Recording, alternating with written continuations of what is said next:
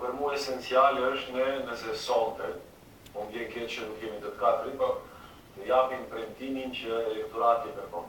T'i bëjnë bashkë mandate politike si deputet shqiptar. Nëse ne do kishim 30 ose 31 deputet shqiptar, atëherë për mu është irelevante se cila parti do jetë fituese në blokun politik maqedonës. Atëherë ne kemi pozicion, kemi mekanizëm.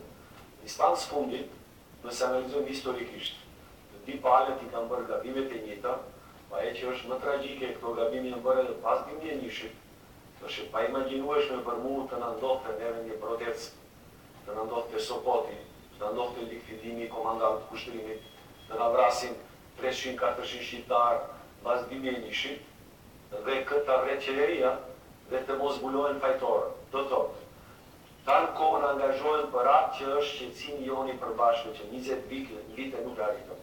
Të bëjmë mekanizmin që difuzojmë për të drejtat tona, që do jenë kthjellime edhe për ato, dhe që do ecë procesi përpara. Në të kundërtën, nëse ne nuk e bëjmë këtë grush të deputetëve shqiptar bashkë, dhe nëse njëra parti me 12, 13, 14 deputet është pjesë e qeverisë, unë ju garantoj që pjesa ndërmuese e programeve tona ekonomike, financiare, arsimore, kulturore, nuk do mund të jenë pjesë e programit qeveritar, sepse resurset në disponim të qeverisë janë shumë të limituara, borgji i shtetit ka arritur nga 2,3 miliardë në 4,6 miliardë euro, njëkohësisht ne kemi një situatë ku si shtet marginalizohen në gjitha drejtimet, kuptim të investimeve e punësimit, dhe parë nga kikën mbështrim ne mund të flasim sa të tuam për politikë të madhe, për dëshira politike, por ne nuk do kemi forcë politike.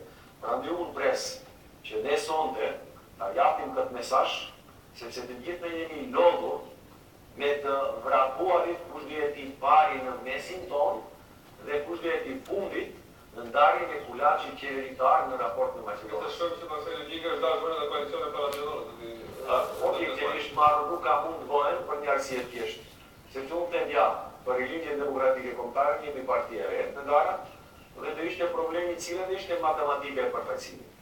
Prandaj të lejmë popullin le të vendos në një proces fer dhe demokratik që ne të tre e premtojmë, dhe unë uroj që qeveria ta bën, dhe më pas ta njohim atë legitimitet politik.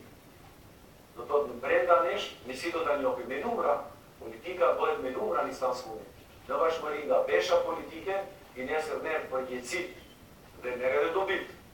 Dhe unë them, kjo është esenca e problemit tonë. Dhe unë uroj që ne këtë çështje kështu ta tejkalim dhe nuk ka rëndësi nesër a do jetë kandidat për kryeministër Nikola Gruevski ose Radmila Shqipëriska.